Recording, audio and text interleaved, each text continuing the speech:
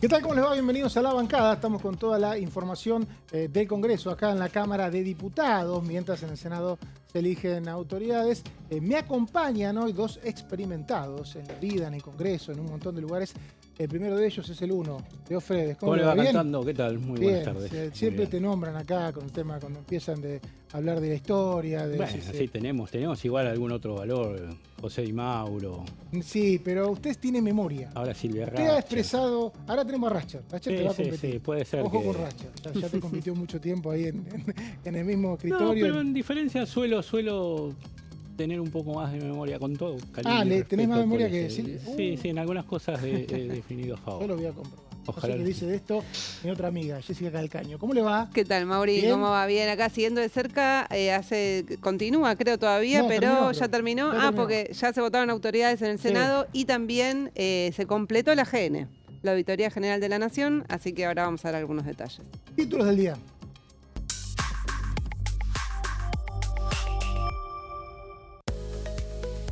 Sesión preparatoria en el Senado. La Cámara Alta elige a sus autoridades dando cumplimiento al capítulo 1 de su reglamento.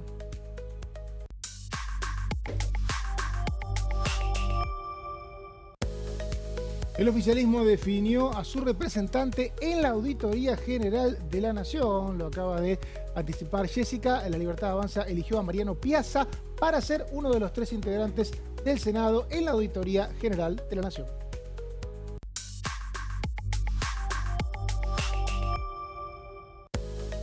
Sesiones ordinarias en el Congreso. El presidente Javier Milei inaugura el 3er ciclo de su mandato el próximo domingo. Bueno, y completamos un poco la información del AGN, porque se eligieron 3 representantes en el Senado. Uno, decíamos, por la Libertad Avanza, Mariano Piazza, quien acaba de jurar como auditor, pero también hay uno por la Unión Cívica Radical, que es Luis Nagenov, y continúa un histórico del peronismo, un histórico del AGN, acá sí podemos echar mano a Fredes, que es Javier Fernández, un hombre que siempre se lo vinculó muy cercano al Poder Judicial, pero que hace bastante tiempo, Leo, está en la auditoría. ¿Por qué siempre? Contame, ¿sabe de eso? No, y es un peronista, perfil bajo además, vos lo decís públicamente y no todo el mundo. Digo, nosotros porque estamos en el mundillo por allí de la política, pero no todo el mundo lo conoce, pero es sostenido permanentemente por el peronismo para estar en ese lugar, como vos decís, nexos con la justicia, mirar las cuentas de los gobiernos que han ido pasando, teniendo en cuenta siempre que la auditoría trabaja ex post, es decir, una vez que han finalizado los mandatos o han finalizado los ejercicios, mejor dicho. O sea, el auditor trabaja sobre lo que se gastó el año anterior. Claro, lo que se gastó el año anterior. Lo que pasa es que ahora venían 6 o 7 años atrasados, se pusieron un poco más cerca de lo que es la actualidad, acortaron un poco la brecha que había entre lo que se revisaba y el ejercicio que estaba vigente, pero igualmente quedan un par de años atrás. Bueno, allí el peronismo tiene un nombre, se decía en esta disputa que hay kirchnerismo interior y en este reacomodamiento Javier que está... Fernández, por eso te preguntaba, es de las personas que concilian esas cosas. Sí, viste que termina siendo, bueno, en su Tienen momento, algo. El operador, el histórico, el chueco... Ah, me asusté. No, sí. El chueco masón. Masón, sí. Para que no lo conoce.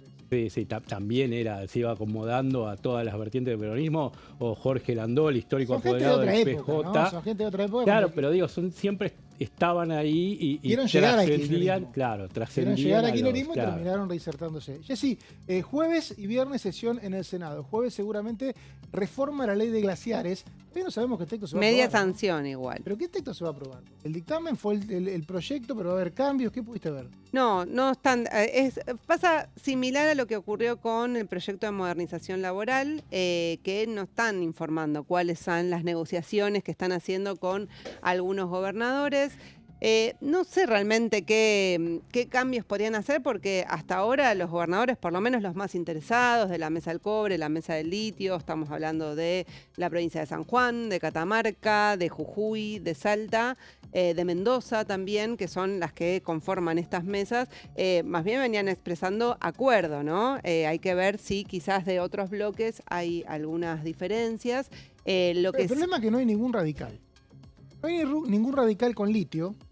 No hay ningún radical con provincia minera. Y los radicales ¿Cómo tienen... no? ¿Mendoza qué es? Mendoza, tenés razón. No, y Jujuy también. Perdón. Cornejo y Jujuy, claro, Sadir. Jujuy, claro, pasa que Jujuy, como está en Provincias Unidas, estoy perdido. Claro. Pero ese bloque de 10, yo porque quería llegar a este final, ¿viste? Entonces, A ver, ¿cuál era la ¿qué querés conclusión? decir? claro, este bloque de 10 tiene varios senadores, de 10 radicales, que es clave para el quórum. Burrich no puede prescindir de ellos al momento de llevar un texto al recinto. Me decían que hay varios, empezando por el catamarqueño Flavio Fama, que quieren modificar mucho el proyecto. Es verdad que una de las provincias que puede ser minera, o que quiere ser minera, es Mendoza. Está en esto de que va a haber una aprobación o no de una ley local para habilitar la minería, y Cornejo tiene ahí presencia. Pero me decían que el problema es los radicales. Vos decís los gobernadores, pensás mucho en el gobernador de Salta, que tiene un senador. Pensás también en el gobernador de San Juan, que no tiene senadores y sí tiene diputados. Sí. Y claro, y Jujuy, que Jujuy tampoco tiene senadores. No es Jujuy. Entonces, claro, este radicalismo, me decían que está un poco trabando todo, ¿no? Sí, pero los senadores peronistas, en sus diferentes vertientes de esas provincias... Bueno, ¿cuántos son? Y Moisés, por empezar. Está ese voto. Del peronismo hay uno. Catamarca debe estar. Tenés a Uñac, el ex gobernador de San Juan. Uñac, tenés de Catamarca también tenés. Pero no podés ir al recinto sin los 10 radicales. No podés. Fíjate que son 44 como techo sin el peronismo. Pero vos decís que, o sea, al gobernador Alfredo Cornejo, que tiene bastante incidencia en el bloque radical, vos decís que va a trabar. En este momento lo que me contaban, pero viste cómo es el radicalismo, este juego horizontal, si vos lo conocés bien. No lo veo mucho. Es un juego horizontal que tienen entre los 10, y la verdad que hay algunos que no quieren, y si van en bloque y piden, Burrich tiene que escucharlos. Me decían que la palabra de Fama está siendo fuerte. Porque si vos tenés 44 o 42 que acompañaron al oficialismo en la... 10 radicales adentro. Con 10 adentro, bajás a 34 o a 32. Ya es una cosa muy difícil, estás muy finito. Estás muy finito y ahí, claro, tenés que confiar en que Moisés, Andrada... Tenés que confiar en absolutamente Uñac, todos. Claro. Entonces, aparte, rompés con los radicales para lo que se viene. Además, no, y digo, es una sesión importante porque el tema que completa la sesión del jueves es el régimen penal juvenil, que es un tema muy importante para el discurso presidencial del 1 de marzo. Vos sabés que tiene placas, Leo, de eso, ahora lo vamos a comentar. Bueno. Había una versión, pero no está confirmada, de que podía llegar a invertir. Las sesiones están convocadas, no es que estamos diciendo que se trata un día una cosa, otro día otra. El viernes está previsto acuerdo Mercosur-Unión Europea y reforma laboral, esto es el Senado, pero había algunas versiones de que podrían cambiar, de que podría ser penal juvenil junto a reforma laboral. Estas son versiones, todavía no está confirmado, las sesiones están convocadas y uno cree que los votos están para todo, ¿no? Pero... nos sorprendimos tanto con esta vuelta de la reforma laboral de Senado, de diputados a Senado, cuando si uno hacía la traspolación de los votos tenían que darse. Por ahí los proyectos se leen tarde para algunos bloques, no sé. Pero bueno, es una versión que hay. Pero bueno, decíamos, régimen penal juvenil, por ahora el jueves se aprobó en diputados, un proyecto se trabajó durante 2 años. Leo Frede fue a todas las comisiones, habló con todos los diputados. Y va a confirmar la versión de que hay una diputada puntual que es un poco la madre de este proyecto, ¿no? La madre de este proyecto. Bueno, pero ahora estás lento, che, ¿qué te pasa? No. La presidenta de la comisión. Presidenta de la Comisión de Legislación Laura Penal. Rodríguez Machado convocó en ese momento con la camiseta o con la banca del PRO. Sí. Convocó y llevó adelante la comisión, lo hemos dicho en algunas... Hubo como 20 reuniones. Otros programas, 20 reuniones, muchos invitados de diferentes sectores. Cambios, el proyecto que se envió, se recibió todo. Gente del servicio penitenciario, de la justicia, familiares de víctimas. O sea, un amplio abanico vino, la diputada escuchó, abrió las puertas de la comisión y, como vos decís, elaboramos una serie de placas que tienen que ver con uno de los temas centrales y que fue el más, entre comillas, vendido mediáticamente, que tiene que ver con la baja de la edad de imputabilidad. Si bien este proyecto incluye, como decíamos, un nuevo régimen penal, nuevas instituciones, nuevos encargados de esos lugares o asignación de funciones más claras para quienes están en esos nuevos institutos que se van a crear, con un presupuesto que tiene que ser nada más ni nada menos que de 23.000 millones de pesos, o sea, una cifra para la que va a tener que haber plata y, según dijo el gobierno, seguramente va a estar. Bueno, pese a que está todo eso en la cuestión de fondo y es casi tan o más importante que la edad de imputabilidad, lo que se dice es, salió el proyecto de baja de edad de imputabilidad de los 16 a los 14 años. La idea original del gobierno en su proyecto que envió en 2024 al Congreso era bajarlo a 13 años. En virtud de los consensos y para que más bloques aliados estuvieran acompañando la sanción, se llegó a que sea de 14 en vez de 13. Entonces fuimos a mirar en el mundo, miramos un poco Latinoamérica, anduvimos por las bibliotecas, por las diferentes legislaciones, para ver cómo era en los demás países del mundo la edad de imputabilidad de los menores. Yendo aquí cerquita, comenzamos caminando por Bolivia, Chile, Colombia, dos países limítrofes, Paraguay también, Perú y Venezuela, tiene una edad de 14 años aprobada en la legislación desde hace varios años, o sea que ya estaba la legislación de estos 14 años a la que ahora está llegando la República Argentina, si es que el Senado convierte en ley este proyecto ahora antes del fin de semana. Vemos en la siguiente placa, tenemos otro ejemplo con 12 años, un poco más duras, las posiciones de Belice en Centroamérica, Brasil, Costa Rica, vemos muchos países del Caribe y Centroamérica, República Dominicana, Ecuador, El Salvador, Honduras, Jamaica, México, Panamá y Santa Lucía. Sacando de esos países que mencionamos con 12 años, sacando a Brasil y sacando a Ecuador, todo lo demás es Centroamérica y con México como principal país de ese subcontinente. Con 12 años también, pero con algunos regímenes más flexibles en lo que tiene que ver con la inserción de los menores, también aparece Canadá. Pasamos a la siguiente, cruzamos el Océano Atlántico, nos vamos a Inglaterra, que tiene el sistema más bajo, aunque con un régimen penal hasta los 17 años. Estamos hablando de 10 años, que dice la legislación inglesa para este tipo de delitos, pero no se pasa directamente de uno a otro, sino que hay como una especie de gris, que si en algún otro programa tenemos algún poco de tiempo lo podemos explicar un poco mejor, pero hay como 3 sistemas, no es que se pasa de uno a otro, entonces por eso los 10 años y después los 17. Yo hay una duda, ¿no? Porque se habla, a veces se ponen como si fuese la misma cosa, pero imputabilidad y edad punible son cosas diferentes. O sea, ahí digo por lo que decís de claro. Europa, imputabilidad es la capacidad de entender el acto. Sí. O sea, la capacidad de raciocinio, claro, digamos, sobre lo que uno está haciendo. La punibilidad refiere desde cuándo vos penás. Sí, por eso. Digo que son dos términos distintos que digo, porque uno puede tener algún régimen... Pero pará, la imputabilidad entonces sería...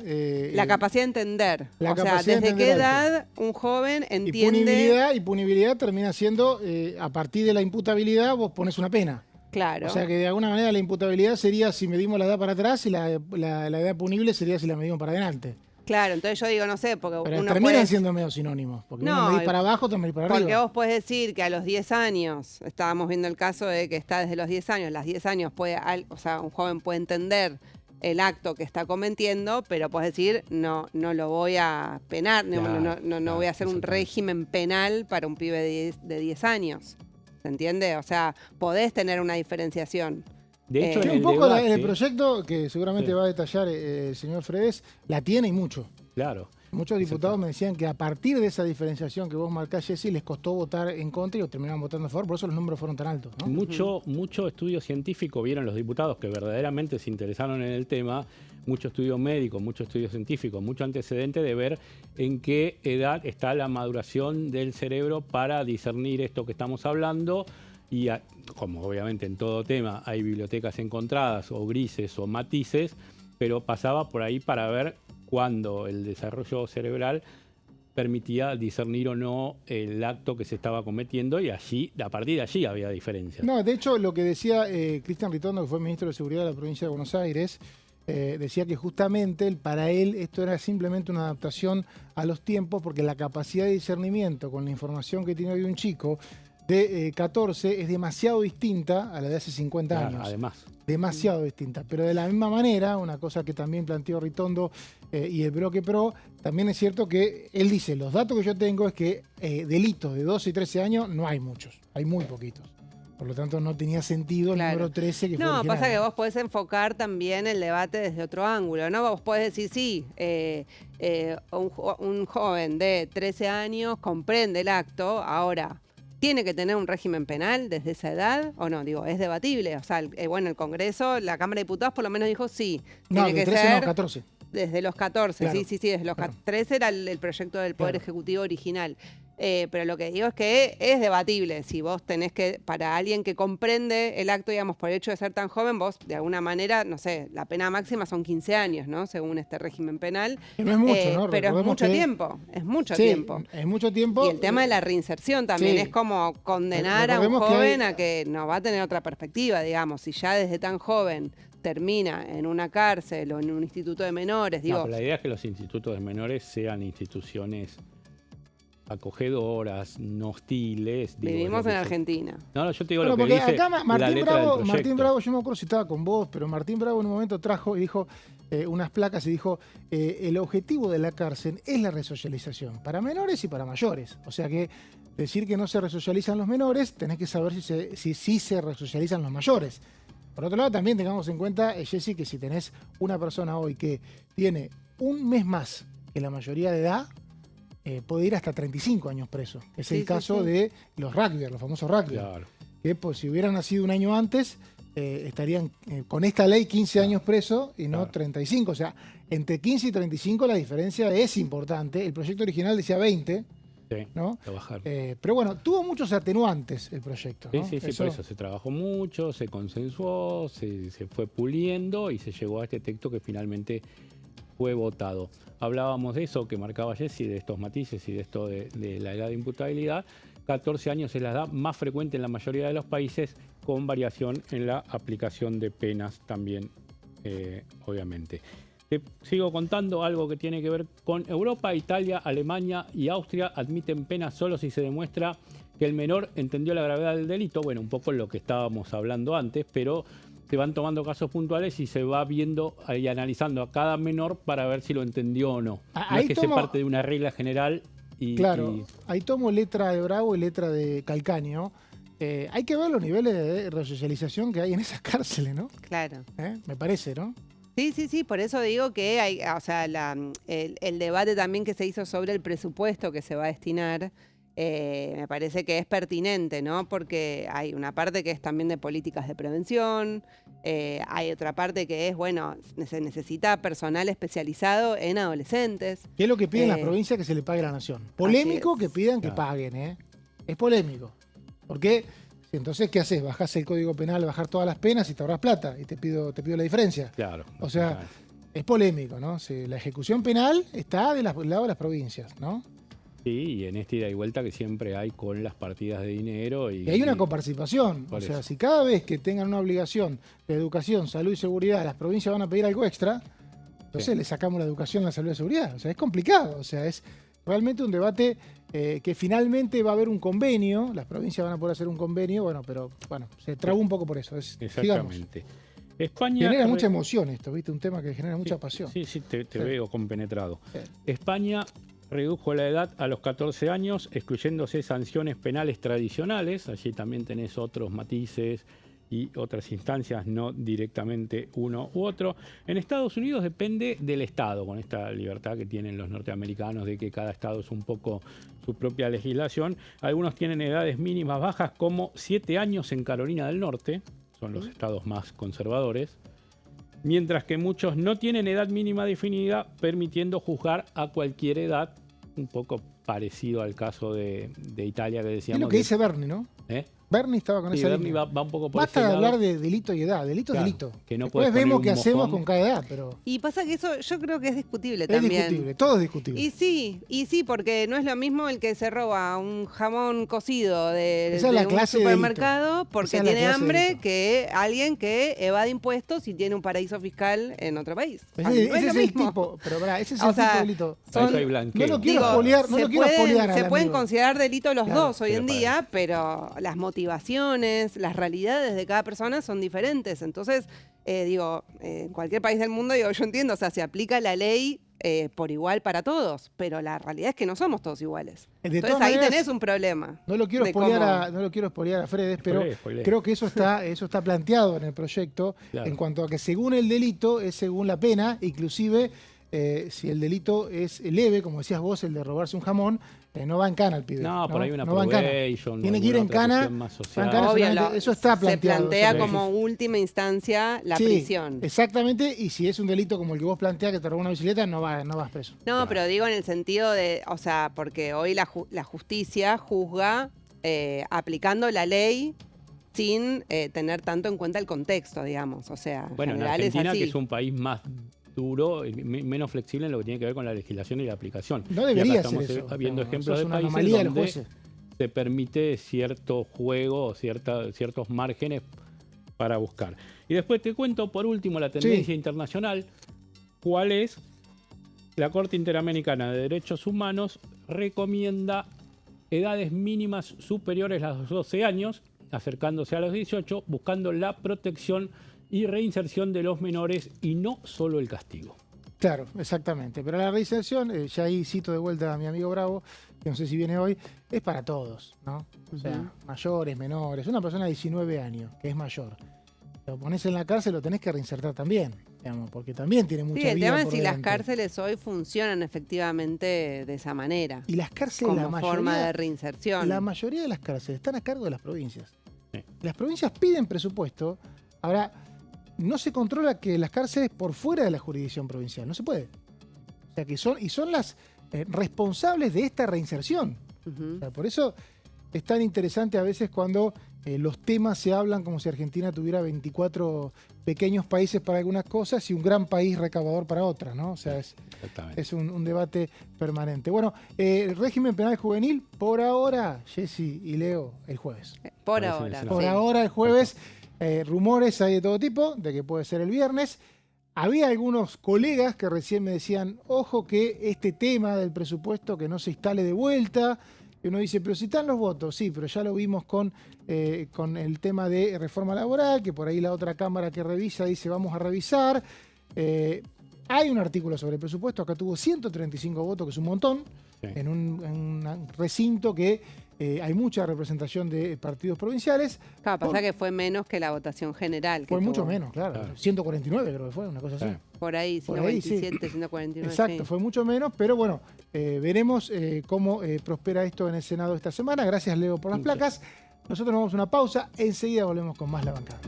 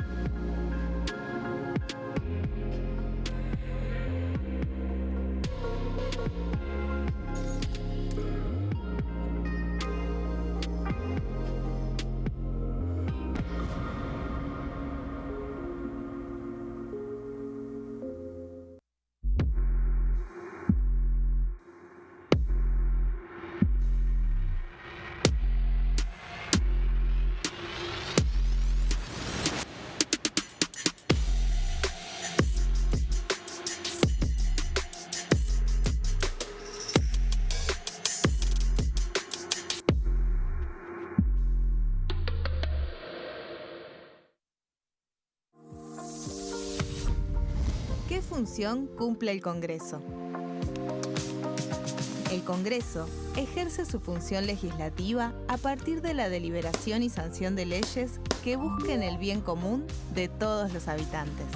Durante 2024 se sancionaron 44 normas de enorme trascendencia, como la Ley Bases y Puntos de Partida para la Libertad de los Argentinos, la Ley de Medidas Fiscales Paliativas y Relevantes y la Boleta Única de Papel.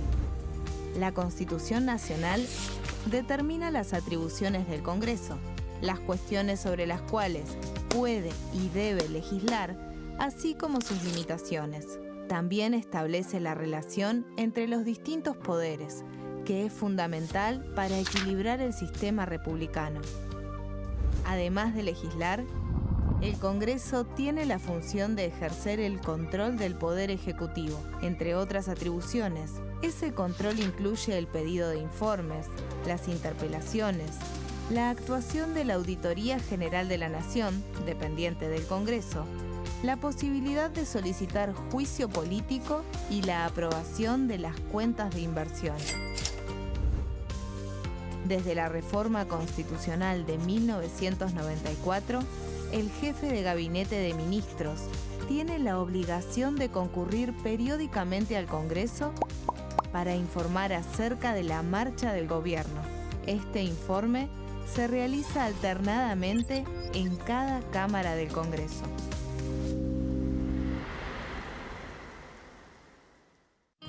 El sarampión es una enfermedad viral altamente contagiosa.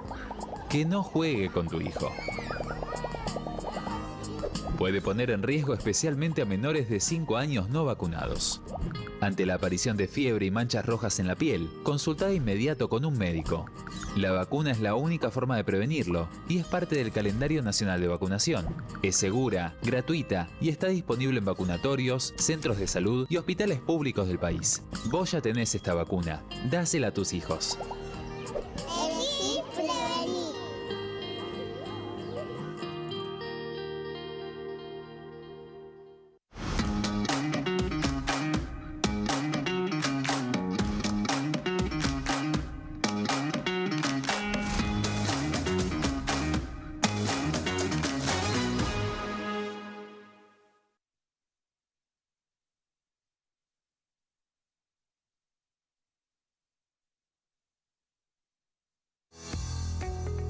¿Quiénes conforman el Congreso?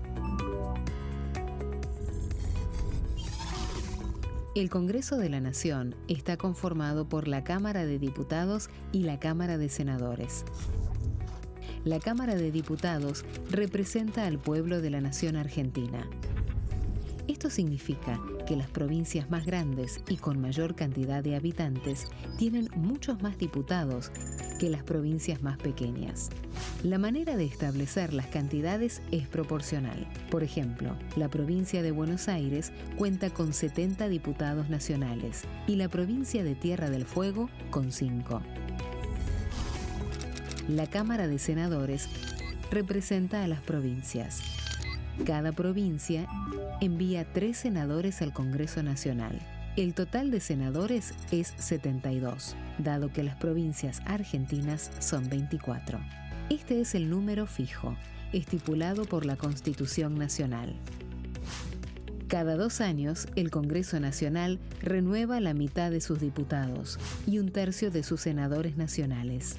El mandato de los senadores es de 6 años, mientras que el de los diputados es más breve, dura solamente 4 años. La Cámara de Diputados tiene 257 miembros. En el recinto, los diputados se agrupan en bloques y en interbloques que expresan partidos políticos o afinidad ideológica.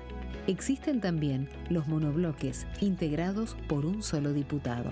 El bloque oficialista se dispone a la derecha del presidente de la Cámara, el bloque opositor mayoritario a la izquierda, y en el centro, los bloques con menos cantidad de integrantes. Son requisitos para ser diputado: tener al menos 25 años, 4 años de ciudadanía argentina, haber nacido en la provincia por la que se postula o haber residido en ella los 2 años precedentes.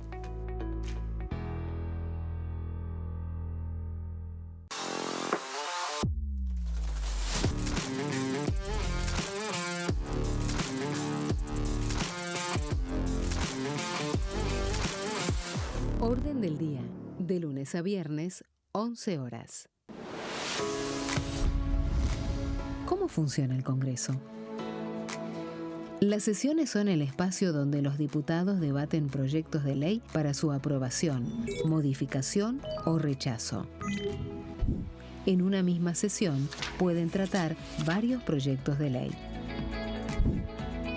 Las sesiones ordinarias comienzan el 1 de marzo, cuando el presidente de la Nación inaugura el periodo ante la Asamblea Legislativa, y se extiende hasta el 30 de noviembre.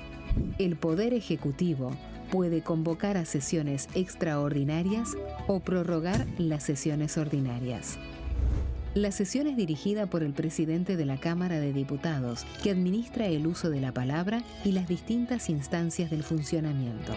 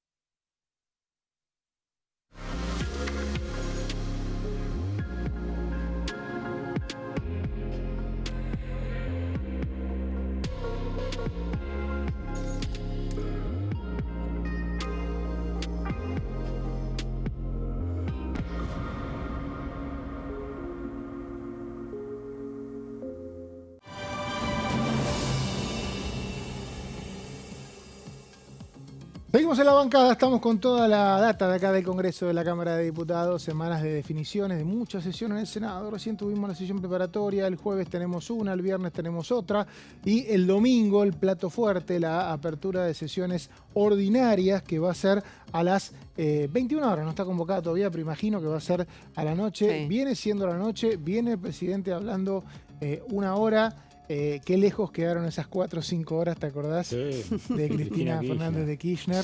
Esto era realmente... Que se veía mientras uno almorzaba en general y estaba llegadas al postre y todavía seguía hablando. Una vez fue 4 horas y media. 4 horas y media sin leer. Sin leer. Sí. O sea, con una guía, con un punteado. Machetes. Tenía machetes y con cada machete... Después Macri la bajó a 45 minutos, claro, una hora. Exactamente. Que me acuerdo la primera vez temblaba, la segunda vez un poco mejor. Sí. Alberto normal, hora y pico. Sí, ¿no? La verdad. Y Milei viene haciendo exposiciones de 45 minutos, una hora. También, sí. Bastante, bueno, obviamente leídas y con bastantes datos. Después ahí los periodistas tenemos que estar desmenuzando la posibilidad de tener información. Me parece, lo que vengo leyendo de los colegas que están mucho en la Casa Rosada, se viene muchos anuncios de proyectos de ley. El año pasado el gobierno tomó una postura muy defensiva en el Congreso. Hay autocrítica, imagino, porque la verdad que por más que tenían pocos legisladores, al no tener aliados, porque los aliados que tenías para la ley base se los dejaste ir, tuvieron un año de reveses y reveses en el Congreso, y esas cosas parece que no, pero después terminan pegando. En algún otro ámbito, un inversor que ve que no maneja las leyes, el propio elector que te dice pero al final no te sale nada. Bueno, este año el clima es otro, la expectativa es otra, y me parece que Milei se entusiasmó con estas extraordinarias y quiere mandar muchos proyectos, ¿no? Sí, reforma política es una de las que más se está conversando.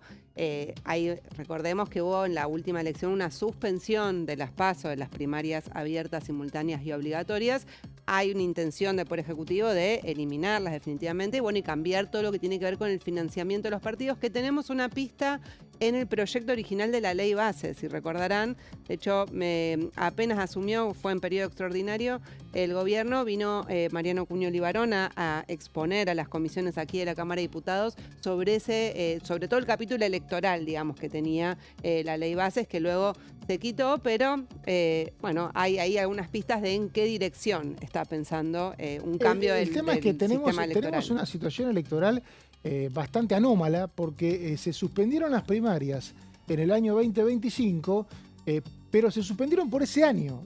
Si nadie hace nada, en 2027 hay primarias. Así es. Y en los años de elecciones ejecutivas, las primarias han demostrado ser bastante molestas, porque anticipan un resultado electoral ejecutivo cuando faltan 3-4 meses para la asunción de un presidente. En los últimos 2 años electorales, 19 y 23, y me animo a decir que el 15 también, los 3, te diría, fueron bastante incómodos para gestionar, siendo presidente y teniendo una elección ejecutiva. Por eso creo que eso se debería resolver este año, no se puede esperar hasta el año que viene, ¿no? Claro, es que siempre está el debate de que no se cuestiona cuando se hace en un año electoral. Por ejemplo, boleta única de papel que se terminó sancionando el año pasado, bueno, se cuestiona que se cambien las reglas del juego cuando vos tenés que ir a una disputa electoral. Hacerlo en el 2026 sería una novedad para poder debatirlo tranquilamente un año que no tenés elecciones. De hecho, hay un proyecto de ley de Micaela Morán antes de abandonar, de dejar su banca, de que se le venció el mandato del masismo, presentó un proyecto para que no se traten, no se voten leyes electorales en años impares, digamos, años electorales. Claro. Que sean en años pares. Por eso, bueno, esta es una buena oportunidad. Seguramente, como dice Jessy, lo principal va a ser el tema de las PASO. Acordémonos que en aquel proyecto de ley bases original estaba una nueva reconfiguración de la Cámara. Donde, ¿te acordás que verdad, sí. Bueno, estaba una nueva reconfiguración de la Cámara, dándole a la provincia de Buenos Aires el peso que verdaderamente debe tener, que lo hemos dicho muchas veces, que está totalmente subrepresentada. Me parece que de la presentación de aquel proyecto a principio del mandato de Milei hasta ahora, y viendo cómo jugaron los partidos provinciales para que muchas leyes avancen, me parece que ese proyecto va a quedar Es que es muy difícil ese proyecto, porque es verdad que la provincia de Buenos Aires está subrepresentada, pero muy subrepresentada. Sí. Es tremendo. Tiene 70 integrantes sobre 257 y el 40 y pico % del padrón. Está muy abajo, pero es difícil hacer este reacomodamiento si no amplias la cantidad de bancas. Porque lo que te dice, creo, la Constitución es la ampliación, no quitarle a uno una banca. Bueno, lo que hacía entonces no te entra en el recinto. Lo que hacía el proyecto original era eso. Circunscripciones. Además esa es otra cosa que estaba dentro de la misma temática, pero también era otra cosa para que la representación sea más directa. Si vos vas a la provincia de Buenos Aires, tenés desproporcionado el conurbano con el interior de la provincia, por ejemplo. Terminan, como no te piden que sea de un distrito determinado, termina mucha gente de la zona urbana del Gran Buenos Aires en detrimento de Bahía Blanca, Mar del Plata, San Nicolás. Pero ahí tenés que ver qué elegís, porque en las legislaturas de las provincias es diferente. Si votás por territorio o por población. Porque la realidad es que la población de la provincia de Buenos Aires se concentra en el Gran Buenos Aires y eso es normal que se traduzca en, por ejemplo, el armado de listas, a veces cuando es una lista nacional. Ahora, podés no tener ninguno de la zona oeste de la provincia de Buenos Aires, ni uno, si querés, de Trenquelauquen, Pehuajó, Villegas o lo que sea, y podés tener uno más del conurbano y no hay nada que te lo especifique. No, claro. Obvio que va a haber, por demografía, va a haber más gente del conurbano. Eso bueno, está pero claro. antes no era así. Cuando se hicieron las leyes hace 100 años, no era necesariamente así. O en ese momento, en la provincia de Buenos Aires, las provincias lo que hacían era merituar el territorio. Porque cuanto más territorio, más difícil era gobernar. Ahora no es así, porque cuando hay mucho territorio hay soja, hay granos y los distritos tienen más recursos, la gente de por sí vive mejor. Es una discusión compleja. Leo, el viernes, seguro, acuerdo Mercosur-Unión Europea. Sí, bueno, Senado, ¿sale? Sí, va a salir porque hay votos, porque incluso lo que va a terminar jugando, como lo hizo en la Cámara de Diputados, va a ser esta interna de UP donde Unión por la Patria, el peronismo, donde algunos lo quieren, otros no lo quieren, hay diferentes visiones sobre avanzar o no con este acuerdo y ya se vio una división en la votación en la Cámara de Diputados, va a pasar lo mismo en el Senado, tampoco es un tema ideológico, doctrinario como puede ser la reforma laboral para el peronismo, entonces bueno, jugarán sus fichas, quedará expuesta a la división y seguramente va a ser aprobado el acuerdo. No es doctrinario, pero quiero agregar porque es interesante escuchar el debate que se dio aquí en la Cámara de Diputados porque la diferencia central que hay al interior del peronismo es cuáles son los sectores beneficiados y cuáles van a ser los perjudicados según la visión de este bloque, ¿no? Pero, por ejemplo, Agustín Rossi de Santa Fe fue uno de los que más defendió el acuerdo y defendió sobre todo a su provincia, que está más ligado a el sector agroexportador, ¿no? De la soja, además que el campo va a ser uno de los beneficiados, digamos, por el acuerdo del Mercosur y la Unión Europea. En cambio, el sector que es más, que más bien rechaza este acuerdo, dice, bueno, es un acuerdo que va a destruir la industria. Entonces, digamos, muestra que dentro del peronismo hay diferentes, incluso miradas de proyecto de país. Digo, de alguna manera adelanta un poco los debates que viene teniendo el peronismo y que son muy, contrastan, por lo menos bastante, ¿no? Uno ve, por ejemplo, incluso la ruptura que hay hoy en el Senado, son de provincias mineras, que es otra tribu que también defiende o piensa en un modelo de país. Salvo Tucumán, ligado a eso. Tucumán tiene limones. Tucumán no tiene minería, ¿no? Tiene Tucumán.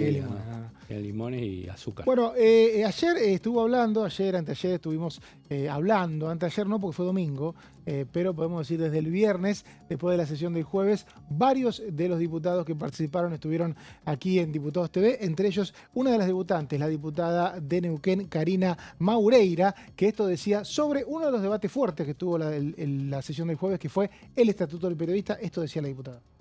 Cuando vos tenés tantos años en una actividad a la que dejaste hace poco para poder entrar en el ruedo político, es difícil sacarse esa piel, como bien les fundamentaba, pero es necesario también reformular muchas cosas. Yo no estoy en contra de una reforma laboral que pueda modernizar y que pueda ayudar al país, pero era necesario rever algunos puntos. Yo hubiera pretendido, sinceramente, que esta reforma nos hubiera llevado un poquito más de tiempo, no tratarla como muchos han dicho en extraordinarias.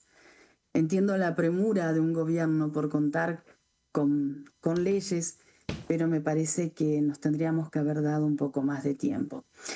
Y el Estatuto del Periodista es en nuestra espina, nuestra columna, es decir, era la herramienta fundamental, así como había dentro del 26, existen otros articulados que hacen a otras actividades, ¿no?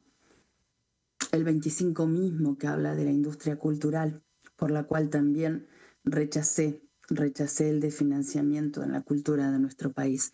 Entonces, hay muchas cosas que todavía me hacen ruido, pero no quiero descreer de que esta reforma pueda traernos tiempos mejores. Yo sé que los cambios son profundos, son complejos, que van a llevar mucho tiempo, pero que si no nos arriesgamos no vamos a poder cambiar realmente lo que tenemos que cambiar. Toda transformación cuesta, y sobre todo lo económico, claro que nos cuesta. Tal vez pasaron muchos años y no estábamos acostumbrados a rever profundamente estas cuestiones. Y insisto, le hubiera dado un poco más de tiempo a esto, pero bueno, creo que también tienen los votos suficientes y todavía tengo un voto de confianza. Les soy sincero, todavía tengo un voto de confianza, espero no equivocarme, pero nunca dejé de pensar en la gente. Diputada. Muchos hablan de que se dejó de pensar en el pueblo, les aseguro que no. Escuchamos a la diputada Maureira, es difícil, viste, que te sale medio decir sí. Maureira y por ahí Maureira, no, Maureira, diputada Karina Maureira, una de las caras nuevas que tenemos y que tuvimos en la sesión del último jueves. Este no es nuevo, está hace 2 años, se llama Lisandro Almirón, también habló en Diputados TV y esto decía. En primer lugar, yo miraría el vaso medio lleno de eso.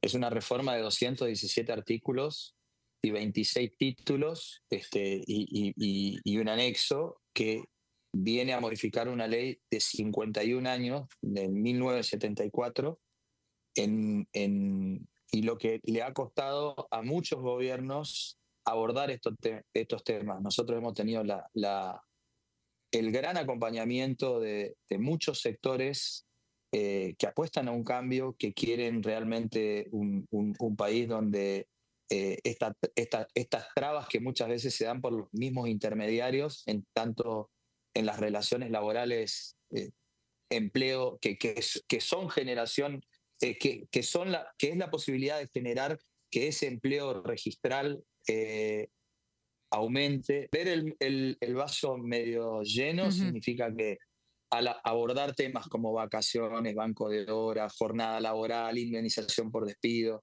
intereses en juicios laborales, derecho a huelga, convenios colectivos, la modificación, la ultraactividad, salario dinámico, salario en dólares que se incorpora, régimen de incentivo de formalización laboral, beneficios y promoción de empleo. Entonces son muchísimos temas que han costado años incluirlos en la agenda y que hoy nos dan la posibilidad no solamente de que ese 45% de empleos no registrados formen parte de un sistema que nos garantice no solamente mejorar los derechos presentes, sino también los derechos futuros y de tercera generación, porque cada vez que hablamos de alguien que está fuera del régimen formal, estamos hablando de que en vez de tener 4 aportantes por cada jubilado, tenemos 2.3 o 2.2. Entonces, la pirámide invertida cada vez se vuelve más difícil. Hola, ¿qué tal? ¿Cómo le va? Seguimos en Diputados TV con toda la información. Se quedaba congelado el señor el Almirón ahí hablando de lo que había sido la sesión del último jueves y de lo que es la definición de un proyecto que ahora, reforma laboral, el próximo viernes va a llegar al Senado de la Nación, pero que tuvo su trayecto en este Congreso, en esta Cámara de Diputados y en el Senado donde había empezado, y que dejó un texto que ahora va a repasar en detalle Jessica Calcaño.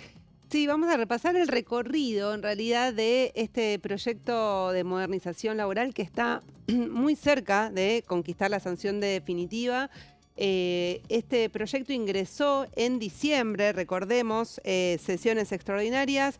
11 de diciembre del 2025 fue ingresado este proyecto al Senado como Cámara de Origen, por eso Diputados fue la Cámara Revisora y ahora tendrá que volver a la Cámara de Origen por las modificaciones que ahora vamos a repasar. Y fue presentado el 11 y el 18 de diciembre del año pasado obtuvo el dictamen de comisiones. Recordarán que ese mismo día que obtuvo dictamen, Patricia Bullrich anunció que iba a posponer el tratamiento porque fue un día después de que en el presupuesto en la Cámara de Diputados se caiga el capítulo 11, el famoso capítulo 11 que tenía la emergencia en discapacidad, la ley de financiamiento universitario. Bueno, para poder avanzar con las negociaciones que necesitaban darle prioridad en el gobierno al presupuesto para este año y tener el primer presupuesto de la gestión de La Libertad Avanza, bueno, dejaron para febrero el tratamiento de la modernización laboral, pero dejaron listo el dictamen, ¿sí? Ese fue el inicio de este proyecto. Vamos a la siguiente placa para ver cómo se retomó en febrero. A partir de que, bueno, volvieron todos de vacaciones, Patricia Bullrich retomó las negociaciones con los distintos bloques aliados y anunció cambios producto de esas negociaciones que fueron muy herméticas al principio, no se daban detalles, se reunían en los despachos, además Es algo que pasa siempre, pero en este caso reemplazó la actividad de comisión. Claro, así es, porque justamente como quería terminar antes del fin de las extraordinarias, llevarse la sanción definitiva, si tenía que volver al trámite de comisiones y demás, iba a ser mucho más engorroso o iba a tardar más, entonces decidieron ir directamente al recinto con los cambios y se anunciaron el 10 de febrero. Allí el anuncio lo hizo Patricia Bullrich con otros senadores de La Libertad Avanza y también del PRO y de la UCR. Aunque también había negociado, por supuesto, con los partidos provinciales, ¿no? Todo este texto, y anunció que se daba cuenta, digamos, del pedido de los gobernadores y se eliminaba todo el capítulo que iba a bajar ganancias de las sociedades, que eso afectaba la coparticipación de las provincias. Esto se eliminó. También se eliminó que las billeteras virtuales tengan la posibilidad de pagar sueldos y que queden solo los bancos. Esto había sido un pedido de los bancos. Bueno, eso también se anunció ahí, se eliminó de la versión original. Eso. Y sí, hubo varias... vinieron es un tema ese, porque si vinieron a las comisiones cada sector se siente afectado por el avance de la SAP, no terminamos más, ¿eh? Sí, bueno, ahí Patricia Bullrich en la conferencia de prensa dijo, para dar seguridad, todavía las billeteras virtuales tienen... Pueden venir, todos pueden venir, ¿no? Bueno, pero fue público el pedido de los bancos, digo, hay que decirlo, fue público con comunicados y también vinieron a las comisiones a expresar este posicionamiento. Y también se anunció cambios en el Fondo de Asistencia Laboral. Este sobre todo fue un pedido de la Unión Cívica Radical para que en vez de que sea el 3% que se gire de las contribuciones patronales que van al sistema previsional, que sea el 2,5% de las contribuciones patronales de las pymes y el 1% de las grandes empresas. La Unión Cívica Radical pidió hacer esta diferenciación para que sean las pymes, sobre todo las que hagan uso de este fondo de asistencia laboral. Y por último, se accedió al pedido de la dirigencia de la CGT en cuanto a la cuota sindical y las obras sociales, que es lo que cambió del proyecto original, que la cuota sindical se mantiene vigente, por lo menos hasta el 2028, aunque con un tope del 2%. Y en el caso de la obra social, que se iba a bajar el porcentaje al 5%, se mantuvo en el 6% como es actualmente. Entonces, o sea que los sindicatos no perdieron casi nada.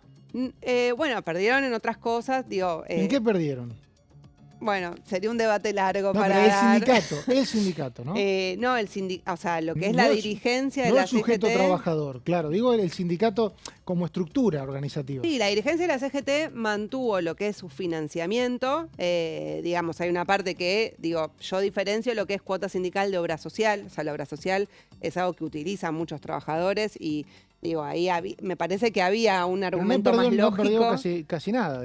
No, lo que perdieron es por ahí, se va a perder más el poder de negociación colectivo, ¿no? O sea, en el sentido de que ya va a dejar de ser por rama y pasa a ser por empresa, es decir, pierde un poder de negociación. ¿Por empresa o por región? Por empresa o por región, claro. O sea, el de menor rango va a valer más que el de mayor rango. Es algo que pasa en algunos sectores, por ejemplo, empleados estatales pasa, ¿no? Claro. Empleados estatales, claro. Sí. Igualmente estatales no entra dentro de esta ley. No entra dentro de esta ley. Claro, es ley de empleo público. Pero bueno, digamos que queda mucho y Jessica laburó un montón. No, bueno, es para hacer un repaso para la audiencia, para ver cómo fue el trayecto. 11 de febrero del 2026 fue la sesión del Senado y ahí se eliminaron en la misma sesión otras cuestiones. Por un lado se eliminó el artículo polémico del cambio en las licencias, que es el artículo 44, para que no se pague la totalidad del sueldo y que dependa de si tuviste alguna intencionalidad o tuviste alguna responsabilidad en un accidente. Se tomó mucho el caso de esguincerse jugando al fútbol, por ejemplo. Bueno, se incorporó en la votación este artículo, que no estaba en el proyecto original, y se también modificó el plazo de la derogación de los estatutos profesionales, como el del periodista, que en vez de derogarlos inmediatamente, se les da un año de plazo para poder elaborar otro. En un año desaparecen los estatutos. Claro. O sea, si en un año no hay una ley nueva, se rige por la ley de convención colectiva, la ley de contrato de trabajo, y los estatutos ya no existen más. Así es. Que en el proyecto original decía deróguese inmediatamente apenas se sancione, se reglamente la ley. O se promulgue, mejor dicho. Y lo que se incorporó también es que se votó el traspaso, el acuerdo para iniciar el traspaso de la Justicia Laboral Nacional al fuero, a la jurisdicción de la capital federal. De hecho, ayer vimos varias protestas y tomas de algunos edificios por reclamos del sindicato de judiciales que conduce Julio Piumato. ¿Sí? Esto también se incorporó ese día. La media sanción en general obtuvo 42 a 30 votos en contra y se giró a la Cámara de Diputados. Se generó mucho revuelo a partir de eso sobre especialmente el artículo 44, el que cambiaba las licencias. Entonces, con todo ese revuelo, cuando llegó a las comisiones de la Cámara de Diputados, directamente el oficialismo intentó por todos los medios de que no se hagan modificaciones a la media sanción, pero cuando vio que no le daban los números, dijo, bueno, retiramos este artículo. Fue lo que anunciaron cuando vino aquí a comisiones en la Cámara de Diputados. Eso fue el 18 de febrero. Vamos a la siguiente placa. Ya estamos en la Cámara de Diputados. Ahí se obtuvo el dictamen sin ese artículo por propuesta del oficialismo. Y vamos a la última placa. 19 de febrero fue la sesión en la Cámara de Diputados la semana pasada y se aprobó con 135 a 115 con esta modificación, motivo por el cual tiene que volver ahora para la sanción definitiva a la Cámara de Origen, y esta sesión va a ser el 27 de febrero, es así que va a ser inamovible porque se dictaminó en el Senado el día siguiente de la sesión, el 20, y tienen que pasar 7 días y ya se terminan, o sea, el 28 ya es sábado, el domingo es 1 de marzo, así que es la fecha límite para llevarse la sanción definitiva en el periodo extraordinario. Impecable como siempre, Jessica, y gracias por esta hora. Igualmente. Gracias, señor Fredes, también. Gracias a ustedes también. Nosotros nos volvemos mañana a las 13 acá en La Bancada. Hasta luego.